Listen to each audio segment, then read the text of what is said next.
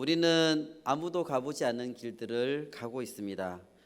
사회적 거리두기, 벽 보고 식사하기, 온라인 계약, 긴급 재난수당, 우리가 처음 듣는 말들 또 처음 하는 행동들이 너무나 많습니다. 이제는 같이 모이는 것도 우리가 할 수가 없고 또 공동체성이라는 얘기도 쉽게 하기가 힘들어진 세대가 됐습니다. 그나마 우리나라는 좀 사정이 나은 편입니다. 외국의 많은 나라들은 알아봤더니 2주일 또는 한 달 또는 그 이상으로 락다운이 돼가지고 집에서 나올 수가 없습니다. 미국은 실업자가 3월 한 달 동안에만 1천만 명 이상이 생길 정도로, 이건 서울 시내 인구만큼이죠, 그죠? 그 정도로 생길 정도로 코로나로 인한 파급 효과가 엄청나다고 합니다. 수많은 전쟁과 경제 공황들을 미국이 거쳐왔지만 이런 경우는 처음이라고 합니다. 말 그대로 아무도 가보지 않은 길들을 우리 모두는 지금 가고 있는 것입니다. 선교지의 상황들이 심각하다는 얘기를 듣고 어젯밤에 금송교사님한테 연락을 드려봤습니다. 그 땅에 처음으로 전도하러 나갈 때는 그때 막 한류가 한참 있었고 사람들이 한국에 대한 인식이 너무 좋아서 이렇게 나갈 때마다 반겨주고 웃어주고 그래서 전도하기가 어렵지가 않았다고 합니다. 그런데 코로나19로 인해서 또 중국 사람, 한국 사람 이런 사람들에 대한 인상이 사람들이 이제 안 좋아지기 시작하면서부터 사람들이 이제 보면 손가락질하고 막 냄새 난다고 코 찡그리고 막 이렇게 욕을 하고 이런 사람들이 부지기수로 많아졌다고 합니다. 그래서 바깥에서 쉽게 돌아다니기도 힘든 상황이 됐다고 합니다. 이제 그런 상황들을 겪으면서 마지막 때가 됐다는 것을 더 많이 느낀다고 했습니다. 마지막 때에는 우리가 핍박을 받으면서 복음을 전해야 되는데 점점 그런 시기가 점점 더 다가오고 있다는 것을 선교사님이 직접 피부로 많이 느낀다고 합니다. 우리 앞에는 어떤 세상이 펼쳐질지는 앞으로 알 수가 없습니다. 세상은 점점 더 앞을 볼 수가 없는 어둠 속으로 빠져들어가고 있는 것 같습니다. 그래서 어둠이 있기 때문에 두려움들이 있고 또 우리 앞에 불확실성들이 너무나 많이 있는 것을 느낍니다. 코로나 재난으로 인해서 우리 앞에 벌어질 일들을 보면서 우리 앞에 진짜 마지막 때가 가까이 왔다는 것을 더 절실하게 느끼게 됩니다. 말씀 속에서 지금보다 더 혼돈스럽고 캄캄한 때가 어두운 시기가 있었던 것입니다. 이스라엘 백성들을 애굽에서 구원하기 위해서 애굽에 10가지 재앙이 주어졌습니다. 마지막 장자의 죽음 바로 직전에 있었던 것이 이 흑암의 재앙이 바로 그런 시기였던 것입니다.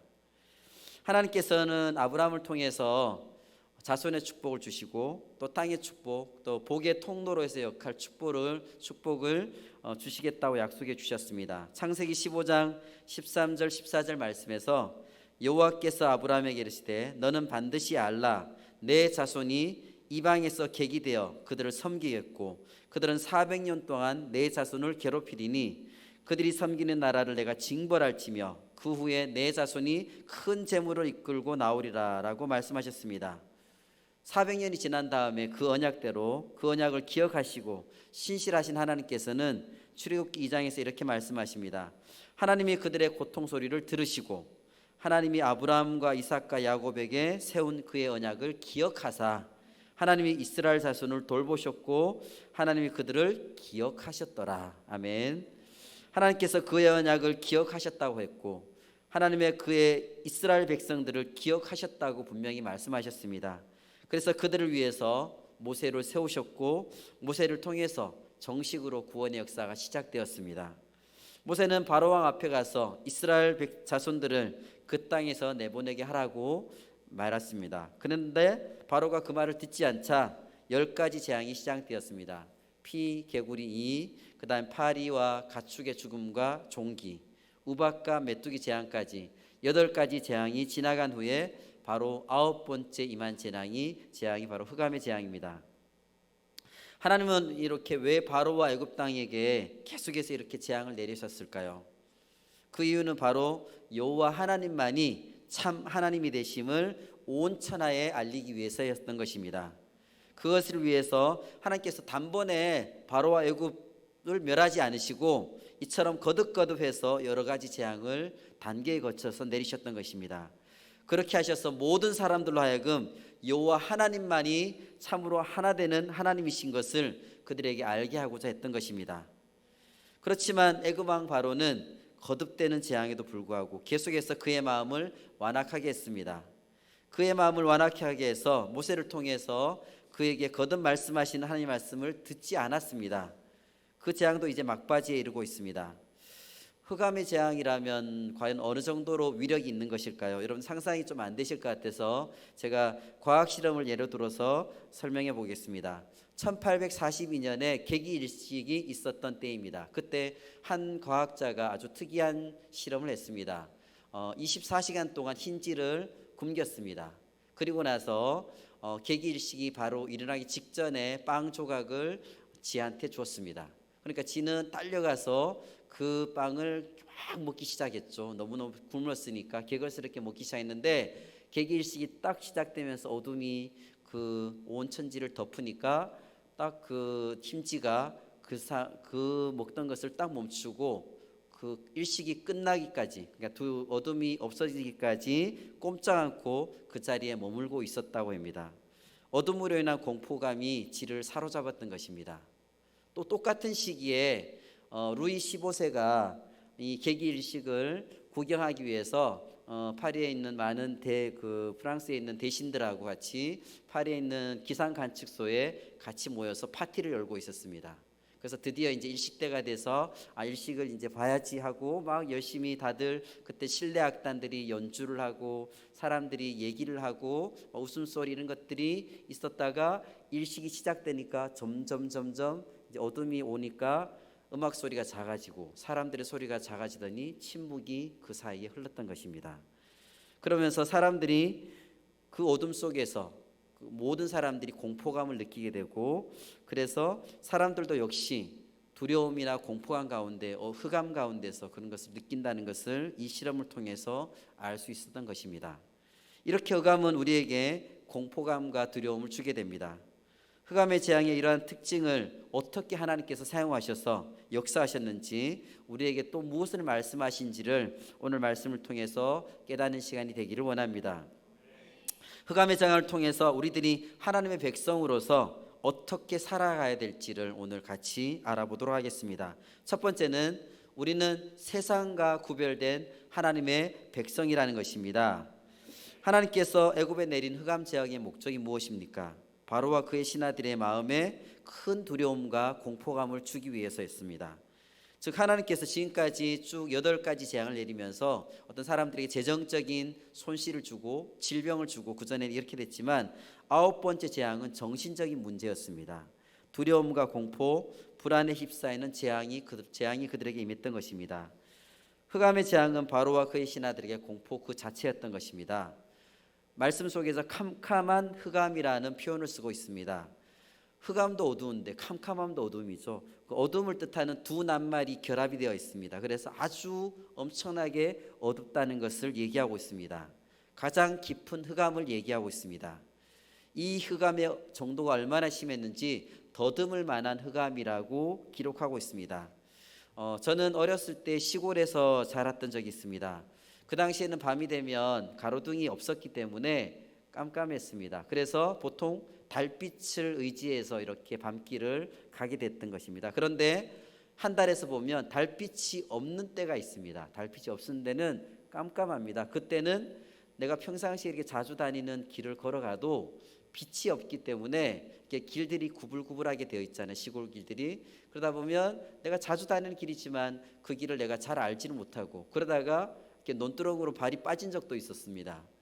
그러면서 이게 진짜 어둡구나. 그래서 그때는 이렇게 금방 막 자신 있게 길을 가지 못하고 발을 이렇게 더듬거리면서 천천히 걸어갈 수밖에 없었습니다. 그리고 옆에 있는 사람도 얼굴을 제대로 볼 수가 없습니다. 그 정도로 이제 어두웠던 적이 기억이 납니다. 근데 이보다도 애굽의 흑암은 더 심했기 때문에 그 사람들이 자기 처소에서 일어날 수 없을 정도였다고 합니다. 너무 무서워서 나갈 생각조차 하지 못했습니다. 애굽 사람들은 태양신을 섬기고 있었습니다. 애굽에는 수많은 신들이 있습니다. 그 중에 태양신이 가장 최고의 신으로 여겨지고 있습니다. 그 신은 항상 태양처럼 늘 떠오르는 신입니다. 한 번도 시간을 어긴다거나 모양이 바꾸어지지 않는 변함없는 그들한테는 신이었던 것입니다. 그래서 애굽 신들은 그 태양신을 라라고 이제 불렀는데, 그 태양신은 감히 접근할 수 없는 대단한 위대한 신이었습니다. 모든 신 중에 최고의 신이었던 것입니다. 그래서 바로는 자신을 태양신의 아들이라고 일컫게 했습니다. 그런데 그런 태양신이 사흘 동안 자취를 완전히 감추었다는 것입니다. 흑암이 재앙으로 내린 것은 밖으로 바로 이 빛과 열을 준다던 바로는 바로 헛것이라는 것, 그리고 그들의 힘은 무력하다는 것을 온 천하에 공개하는 것이었던 것입니다. 따라서 태양이 사라졌다는 것은 바로의 권위 자체가 사라졌다는 것을 의미합니다. 태양신의 몰락과 함께 바로도 몰락할 것이라는 것을 이 재앙을 통해 얘기해 주고 있습니다. 그래서 애굽 사람들에게는 이 흑암적인 이 재앙이 너무나 무서운 재앙이었던 것입니다. 애굽인들에게 태양이 없어진다는 것은 태양신이 죽은 것이고, 바로 왕이 모든 힘을 잃고 죽는다는 것을 의미합니다. 애굽에 내린 10가지 재앙 중에서 3번째, 6번째, 9번째 재앙에는 특징이 있습니다. 경고가 없이 나타나는 것이 특징입니다. 흑암의 재앙도 바로 아무 경고 없이 이 애굽 땅에 내려졌던 것입니다. 그래서 이것은 경고가 없었기 때문에 사람들에게 훨씬 더 심리적인 불안감을 가중시키는 것이었습니다. 앞으로 얼마 동안 흑암이 또한 계속될지도 알 수가 없습니다. 그래서 그들은 실컷 그 두려움과 그 속에서 있어 보라는 뜻으로 있었던 것 같습니다. 두려움과 공포심이 그들의 정신을 파괴하고 말았습니다. 잠을 잘 수가 없습니다. 인간의 마음속에 기쁨과 평안함을 빼앗아는 것이 바로 두려움입니다. 많은 것을 가져도 우리가 여러 가지 많은 것이 있지만 우리 안에 평안함이 없습니다. 두려움이 바로 그런 우리 안에 평안함을 가져오지 못하게 하는 것입니다. 인간에게 있는 이 두려움은 어디에서 오는 것입니까? 바로 하나님을 떠나 있을 때 우리 마음속에는 두려움이 생기는 것입니다. 하나님과의 분리에서 두려움이 나오는 것입니다. 하나님을 떠난 바로 왕과 애굽 사람들은 두려움이 그들을 사로잡을 수밖에 없었던 것입니다. 그러나 이와 대조적으로 이스라엘이 거주했던 고센 땅에는 광명의 빛이 있었다고 했습니다. 23절 말씀을 보면 그동안 사람들이 서로 볼 수 없으며 자기 처소에서 일어나는 자가 없으되 온 이스라엘 자손들이 거주하는 곳에는 빛이 있었더라. 아멘. 애굽인들이 있는 곳에는 아주 심한 흑암이었지만 반대로 이스라엘 자손들이 있는 곳에는 광명이 있었던 것입니다. 이것이야말로 빛과 어둠의 대조가 아닐 수 없습니다. 이 재앙도 하나님의 권능에 의해서 초자연적으로 이루어진 사건이라는 것이 이스라엘 자손들의 있는 고센 땅에 광명이 있었다는 사실로 입증이 되고 있습니다. 광명의 빛이 비치게 함으로 여호와가 이스라엘의 하나님이신다는 것을 그들에게 분명하게 알려주기 위함입니다. 온 세상이 칠흑같이 어두웠지만 이스라엘 백성들이 거주하는 곳에는 어둠이 전혀 없고 광명의 빛이 있었습니다. 하나님은 흑암 재앙을 통해서 하나님을 믿는 백성과 그렇지 않는 백성을 분명하게 구별하여 주셨습니다. 바로는 태양의 아들이라고, 태양신으로부터 권위를 부여받았다고, 그래서 나라를 다스리고 통치하고 있다고 얘기를 했지만 그것이 사실이 아니라는 것을, 거짓뿐이라는 것을 드러낸 사건입니다. 진짜 빛의 아들은 여호와 하나님을 믿는 이스라엘 백성뿐이라는 것이 만천하에 분명하게 드러났던 것입니다. 이스라엘 백성들이 있는 곳에는 광명의 빛이 있었습니다. 여기서 그 빛이 어떤 빛입니까? 성경에서 그 빛에 대해서 같이 알아보도록 하겠습니다. 그 빛은 자연계에서 나오는 태양의 빛이 아니라 하나님으로부터 흘러나오는 빛이었습니다. 하나님은 이스라엘 백성들에게 태양빛이 아닌 다른 빛을 주셨습니다. 분명히 태양이 없는데도 이스라엘 백성들이 있는 곳에는 빛이 있었던 것입니다. 이것은 어떤 빛일까요? 자연계에 없는 하나님의 빛인 것입니다. 하나님 자치 속에는 엄청난 광명이 있습니다. 창세기 1장 말씀에 하나님이 이르시되 빛이 있으라 하시니 빛이 있었고 빛이 하나님이 보시기에 좋았더라. 아멘. 바울이 다메섹 도상에서 큰 빛을 보았는데 그것은 태양의 빛이 아니라 하나님의 영광의 빛이었습니다. 그 빛에 의해서 바울은 크게 변화가 됐고 예수님을 만나는 영광을 얻게 되었습니다. 사울이 길을 가다가 다메섹에 가까이 이르더니 호련히 하늘로부터 빛이 그를 둘러 비추는지라. 여기서 빛은 하늘로부터 오는 빛으로서 특별한 광채를 얘기하고 있습니다. 또 사도 요한은 계시록 21장 23절에서 그 성은 해나 달의 비침이 쓸데없으니 이는 하나님의 영광이 비치고 어린 양이 그 등불이 되심이라. 여기서 그 빛은 하나님의 영광에서 나오는 빛입니다. 그 빛이 얼마나 강하고 밝은지 더 이상 해와 달의 비침이 필요가 없을 정도라고 얘기하고 있습니다. 또 계시록 22장 5절 말씀에서 보면 새하늘과 새 땅에는 태양이 없는데 큰 빛이 있다고 기록하고 있습니다. 다시 밤이 없겠고 등불과 햇빛이 쓸데없으니 이는 주 하나님이 그들에게 빛이심이라. 그들이 세세토록 왕노릇 하리로다. 아멘. 이 빛은 하나님의 빛이요 영광의 빛입니다. 우리는 세상과 분명히 구별되었습니다. 빛으로 구별되었던 것입니다. 빛의 자녀로 우리를 삼으셨습니다. 이 빛이 없는 세상의 사람들은 항상 불안하고 두려움 속에 살아가고 있습니다. 이렇게 빛이 없이 정신적인 어둠 속에 살아가는 것이 현대인들의 특징이고 사단의 세계의 특징입니다. 우리가 낮에 길을 걸어갈 때 뒤에서 발자국 소리가 나도 크게 두려워하지 않습니다. 그런데 밤에 골목길을 걸어갈 때 뒤에서 발자국 소리가 나면 막 온몸에 소름이 돋고 머리카락이 쭈뼛서고 도대체 저 사람이 왜 나를 쫓아오는 걸까? 저 사람이 나한테 무슨 해코지를 할까? 하는 공포감들이 우리한테 밀려올 때가 있습니다. 자기는 가만히 있는데도 불구하고 다른 사람들이 나를 따라오고 있고 해치려 한다고 내가 스스로 느끼는 것입니다. 그러니 얼마나 사는 것이 두렵고 불안하겠습니까? 같은 길을 같은 사람이 걷는데 빛이 있느냐 없느냐에 따라서 차이가 하늘과 땅 차이입니다. 요한복음에서는 예수님을 이 세상에 비치는 빛이라고 말씀하고 있습니다. 여기서 예수님을 빛이라고 할 때 그것은 무엇을 의미할까요? 그 빛은 예수님의 생명을 의미하며 어두움을 물리치는 하나님의 말씀을 의미하고 있습니다. 이 말씀이 이 땅에 오심으로 인해서 우리는 죄를 깨닫게 되고 하나님을 경외하게 되었습니다. 또한 자신이 하나님의 자녀라는 사실을 발견하게 되었고 천국이라는 세계에 대해서 우리가 눈이 열려지게 된 것입니다. 그 말씀을 인해서 이제는 이 땅을 위하여 사는 자가 아니라 하늘을 위하여 사는 자가 되었고 육신을 추구하지 않고 영적인 것을 추구하게 되었습니다. 더 이상 죄와 마귀와 세상을 두려워하지 않고 하나님의 말씀 붙잡고 담대한 믿음으로 살아갈 수 있게 되었던 것입니다. 우리는 세상과 구별된 하나님의 백성입니다. 세상으로 대표되는 애굽 땅은 흑암 가운데 있습니다. 그러나 하나님의 백성인 우리는 고센 땅에 있습니다. 그곳에서는 생명의 빛, 하나님의 빛, 영광의 빛이 우리를 비추고 있습니다. 그래서 우리에게는 두려움과 불안함, 좌절함이 없습니다. 하나님의 빛이 우리를 비추고 있기 때문입니다. 생명 되신 예수 그리스도 앞에, 말씀 되신 예수 그리스도 앞에 우리가 나아가서 영광의 빛이 우리를 비침으로 말미암아서 우리 속에 있는 모든 어둠의 문제들이 해결되시는 베델 가족들이 되시기를 바랍니다.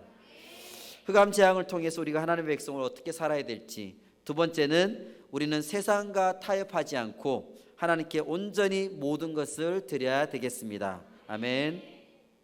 모세는 하나님께 제사 드릴 소와 양을 반드시 함께 데리고 나가겠다고 바로에게 주장했습니다. 그러나 바로는 끝까지 하나님의 그 말씀에 불순종하였습니다. 또 재앙으로 인해서 어려움이 닥치면 말씀에 순종하는 척하다가 재앙에서 벗어나면 또 그 가운데 마음이 강팍해졌습니다. 그리고 적당히 타협하려고 했던 것입니다. 흑암의 재앙 가운데서도 이스라엘 백성이 광야로 가서 하나님을 예배하도록 허용하면서 짐승은 남겨두고 가라고 했습니다. 바로가 지금까지 이런 식으로 여러 가지 제안을 한 경우가 여러 번 있습니다. 8장 25절에서 너희는 가서 이 땅에서 너희 하나님께 희생을 드리라라고 했고, 8장 28절에서는 광야에서 희생을 드릴 것이나 너무 멀리는 가지 말라. 또 10장 11절에서는 너희 남정만 가라, 그러니까 아이들이나 여자는 두고 가라는 것이죠. 그리고 오늘의 말씀 10장 24절에서는 너희 모든 사람은 가되 소와 양은 남겨두라고 했습니다. 우리는 이러한 바로의 거절과 타협에서 우리의 신앙의 방해와 타협을 보게 됩니다. 사단은 우리로 늘 타협하게 유혹하고 있습니다. 이 땅에서 하나님께 제사를 지내라고 타협하고자 합니다. 하나님께 제사를 지르라는데 꼭 멀리 막 3일씩이나 걸려서 강요로 가서 살 필요가 뭐 있냐, 그냥 여기서 그냥 편하게 예배해라, 이렇게 얘기하고 있습니다. 애굽을 떠나서 시내산까지 거리가 3일 길입니다.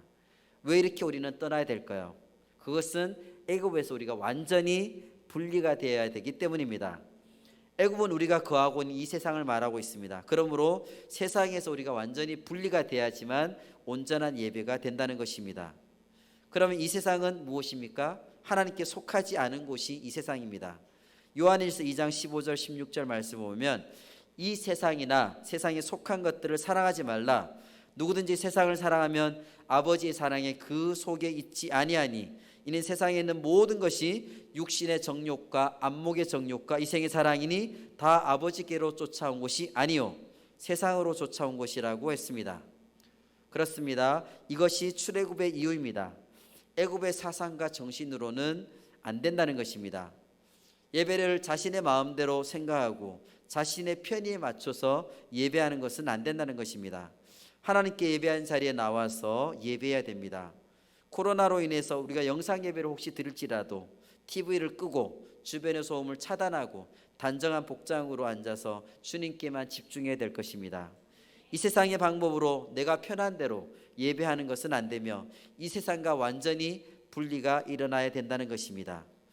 우리가 주님을 섬기는 삶을 살고자 할 때 주님이 주신 비전을 향해서 우리가 달려갈 때에 우리에게 이 정도만 하면 나 잘하는 거야. 이 정도면 충분해. 시간을 내가 너무 많이 쓰는 거 아니야?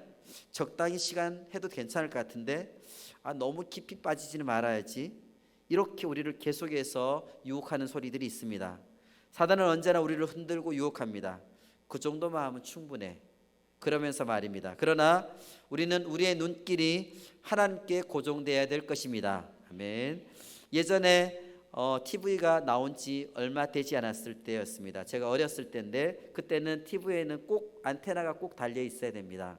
그래서 안테나를 통해서 전파를 잡아서 TV 수상기가 나옵니다. 그런데 바람이 심하게 부는 날에는 안테나가 막 흔들려 버립니다. 그러면 거기 막 TV 화면이 막 줄이 쭉쭉쭉쭉 하고 막 지직거리고 해서 제대로 TV를 볼 수가 없습니다. 그럴 때는 빨리 옥상으로 가서 안테나를 이렇게 위치를 자꾸 바꾸면서 제대로 이제 화면이 나올 때를 잡아야 깨끗한 화면을 볼 수가 있습니다. 요즘은 와이파이 신호라고 생각하면 될 것 같습니다. 우리의 안테나가, 우리의 와이파이가 온전히 하나님께만 고정돼야 될 것입니다. 그러다가 사단의 시험과 여러 가지 유혹들이 와서 방향이 틀어지게 될 때가 있습니다. 그럼 다시 가서 우리가 그 와이파이와 안테나를 고정해서 하나님께로 방향을 맞추면 됩니다. 그것이 바로 우리의 제사요 예배인 것입니다. 하나님 앞에 정결하게 나아가서 세상의 유혹과 죄로부터 흔들렸던 것을 정결하게 하는 시간이 되어야 됩니다. 세상과 완전히 분리되어서 하나님께만 초점이 맞춰지는 예배가 되어야 될 것입니다. 또 우리에게 이렇게 타협하자고 합니다. 짐승은 남겨두고 가라고. 하나님을 섬기는데 꼭 제물이 있어야 하는 건가? 그러니 짐승은 다 두고 가서 제사만 드리면 되지 않냐? 이렇게 우리를 유혹하고 있습니다. 우리가 주님의 소유가 되었다면 우리의 소유도 당연히 주님의 것입니다. 그런데 우리는 예수를 믿는다고 하면서 우리의 소유는 또다시 나의 것이라고 챙기는 습성들이 우리에게 있습니다. 루터는 이렇게 얘기했습니다. 주머니가 회개하지 않으면 진정한 회개가 아니라고 했습니다. 하나님과 재물을 겸하여 섬길 수가 없는데도 우리는 예수 믿는 것은 따로 내 재산 챙기는 것은 따로 이렇게 생각하고 있는 경향이 있습니다.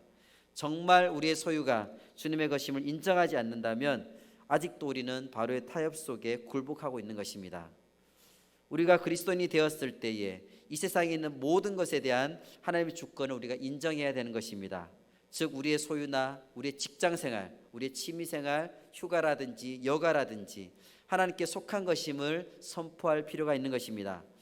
바로왕은 모세에게 오직 마음으로만 하나님 믿고 모든 생활은 포기하라고 하고 있습니다. 그러나 우리는 다시 이 세상에서 가정생활도 하고 직장생활을 해야 되기 때문에 하나님의 나라를 우리의 생활을 통해서 이루어가야 될 것입니다. 그래서 우리 그리스도인들은 교회에서 은혜 받는 것으로 만족하지 않고 직장에 가서도 복을 받아야 되고 사업을 하는 중에도 하나님의 복을 체험하는 것이 너무나 중요합니다. 모세는 바로왕에게 우리가 가진 소유는 우리의 것이 아니라 하나님의 것이기 때문에 우리 마음대로 포기할 수 없다고 말하고 있습니다. 세상은 우리에게 적당히 타협하고 살라고 계속해서 유혹하고 권유하고 때로는 협박도 합니다. 뭘 그렇게 사냐고, 그렇게 살아서 무슨 이득이 있냐고 끊임없이 해유하고 엄포를 놓지만 우리는 이 세상과 타협하면서 살 수가 없습니다. 우리는 하나님의 백성, 빛의 자녀이기 때문입니다. 하나님께서는 우리에게 하나님을 섬길 때 적당히 섬기라고 말하신 적은 한 번도 없습니다. 하나님께서 우리에게 100%를 원하십니다. 우리의 마음을 다하여 섬기라고 하십니다. 우리의 정성을 다하여서 섬기라고 하십니다. 우리의 힘을 다하여서 섬기라고 하십니다. 우리의 목숨까지 다하여서 주님을 섬기라고 하셨습니다. 우리는 빛의 자녀이기 때문에 이 세상과 구별되었습니다. 그래서 우리에게 세상과 적당한 타협은 없습니다. 아멘. 흑암의 재앙을 통하여서 하나님의 백성으로 우리가 어떻게 살아가야 되는지, 세 번째는 이 세상의 어둠을 하나님의 빛으로 우리가 정복해야 될 것입니다. 아멘. 바로가 모세에게 너희의 양과 소는 머물러 두고 너희 어린 것들은 너희와 함께 가라고 했을 때 모세는 이렇게 대답했습니다. 25절 말씀 보면 모세가 이르되 왕이라도 우리 하나님 여호와께 드릴 제사와 번제물을 우리에게 주어야 하겠고 우리의 가축도 우리와 함께 가고 한 마리도 남길 수 없으니 이는 우리가 그 중에서 가져다가 우리 하나님 여호와를 섬길 것이며 또 우리가 거기에 이르기까지는 어떤 것으로 여호와를 섬기는지 알지 못함이니이다 하나. 바로가 양과 소는 머물러 두고 가라고 한 것에 대해서 모세는 우리는 하나님께 제사할 번제물이 필요하니까 한 마리도 남기지 않고 다 데려가겠다고 얘기합니다. 바로왕 앞에서 아주 당당하게 모세가 얘기하고 있습니다. 모세가 처음에 바로에게 갈 때 당당하게 갔습니까? 아니죠, 그죠? 하나님께서 모세를 떨기나무 가운데서 나타나셔서 모세를 부르셨을 때 모세는 이렇게 대답했습니다. 내가 누구이기에 바로에게 가며 이스라엘 자손을 애굽에서 인도하여 내리까? 이렇게 아주 소심하게 모세는 얘기했습니다. 그 후에 또 모세는 또 이렇게 얘기했습니다. 그들이 나를 믿지 아니하고 내 말을 듣지 아니하면, 이러면서 너무너무 자신 없는 모습을 보였습니다. 또한 나는 본래 말을 잘 하지 못하는 사람이다. 입이 뻣뻣하고 혀가 둔한 사람입니다. 또 하나님께 오 주여 보낼 만한 자를 보내소서라고 끝까지 자신 없는 모습을 보였던 것이 바로 이 모세였습니다. 계속 가지 않겠다고 우기고 하면서 떠밀려서 바로 앞에 갔던 것입니다. 사실 그 모세는 바로왕이 어떤 사람인지, 얼마나 엄청난 권력이 있는지를 누구보다도 잘 알고 있었습니다. 왜냐하면 어렸을 때 애굽 왕실에서 왕자로서 자랐기 때문에 애굽 왕실과 바로에 대해서 너무나 잘 알고 있었습니다. 그 당시 애굽은 세계 최강대국이었습니다. 우리가 그 이집트 영화 같은 것을 혹시 보면 여러분들이 막 파라오라고 나오죠, 그죠? 파라오가 나서 절대적인 권력을 가지고 있는 그 신, 그것이 바로 바로입니다. 그의 한마디 말이면 목숨이 순식간에 날아갈 수가 있습니다. 그래서 무서워하면서 계속 발을 빼며 가지 않고자 하는 모습을 모세가 보였던 것입니다. 기가 죽어서 바로 앞에 갔던 것입니다. 그런데 9번의 재앙을 계속해서 거쳐오면서 모세의 태도가 어떻게 변했습니까? 완전히 자세가 고자세로 변했습니다. 우리나라식으로 표현한다 그러면 문을 팡 차면서 여봐라 걔 누구 없느냐 라고 딱 얘기하는 그 타입처럼 모세가 바로한테 가서 얘기하고 있습니다. 9번째까지 재앙을 지나오다 보니까 모세가 말하면 그동안의 재앙들이 팍 내리고, 그 다음에 바로가 제발 재앙을 그쳐달라고 얘기하면 모세가 딱 얘기하니까 그 재앙들이 모두 순식간에 그쳤습니다. 그러기에 바로가 양과 소를 놔두고 가라고 얘기하니까 안 돼요, 나는 다 가지고 갈 거야, 한 마리도 안 남기고 다 가지고 갈 거야 라고 요새가 당당하게 얘기할 수 있었던 것입니다. 세상과 한 번, 두 번 우리가 싸우다 보면 점점 우리에게 자신감이 붙습니다. 그러기에 우리는 담대해야 됩니다. 세상에서는 너희가 환난을 당하나 담대하라, 내가 세상을 이겼노라. 예수님께서 요한복음 16장 33절에서 이렇게 말씀하셨습니다. 우리가 세상에 나가서 전도도 하고 영혼들도 만나보고 또 세상에서 일을 하고 세상과 대적하여 싸워보기도 하면서 하면 할수록 더 점점 우리에게는 자신감이 붙습니다. 그리고 권력자들은 점점 더 위축되게 되어 있습니다. 말씀 속에서 그렇게 얘기하고 있습니다. 이것이 하나님의 뜻이라고 말합니다. 한번 찍어서 안 넘어간다고 실망하지 말고 하나님의 사역을 할 때, 또 우리가 불신자를 전도할 때는 계속해서 해야 될 것입니다. 10번 찍어 안 넘어가는 나무가 없다고 하지 않습니까? 그래서 재앙이 몇 번입니까? 10번이죠. 그죠? 네, 우리나라 속담이랑 너무 일맥상통하죠. 바로에 대해서도 모세가 지금도 조금도 기죽지 않고 대항하며 말하고 있습니다. 그런데 27절을 보면 여호와께서 바로의 마음을 완악하게 하셨으므로 그들 보내기를 기뻐하지 아니하고, 이 정도 했으면 바로가 마음을 돌아서야 되는데 아직도 그렇지 않습니다. 그러나 실망하지는 마십시오. 바로의 마음이 완악하게 된 것은 하나님의 뜻이 있기 때문입니다. 그들을 10번째 재앙을 통해서, 유월절을 통해서 이스라엘 백성을 구원하기 위한 하나님의 계획이 있기 때문에 바로의 마음을 강팍하게 한 것입니다. 우리가 하나님의 일을 할 때는 절대로 낙심하지 말아야 될 것이 바로 여기에 그 이유가 있는 것입니다. 우리는 세상을 보고 상황을 볼 때 왜 저렇게 되는 거지? 왜 도대체 안 변하는 거야? 이렇게 판단하지만 하나님의 계획 안에 있기 때문에 우리가 낙심하지 않는 것입니다. 28절 말씀을 보면 바로가 모세에게 이르되 너는 나를 떠나가고 스스로 삼가 다시는 내 얼굴을 보지 마라. 내가 내 얼굴을 보는 날에는 죽으리라. 어떻게 하겠다는 거죠? 바로 내 앞에 얼씬거리지 마. 내 눈에 팍 띄면 팍 하면서 그냥 이렇게 되겠다고 지금 바로가 얘기하고 있습니다. 그랬더니 모세가 뭐라고 대답하냐면 29절에 모세가 이르되 당신이 말씀하신 대로 내가 다시는 당신 얼굴을 보지 아니하리다. 모세도 아주 당당하게 나 당신 볼 일 없어. 딱 이렇게 얘기하는 거잖아요. 아주 배짱이 두둑해졌습니다. 네가 이제 나한테 아쉬운 소리 할 거야. 내가 다시는 안 봐.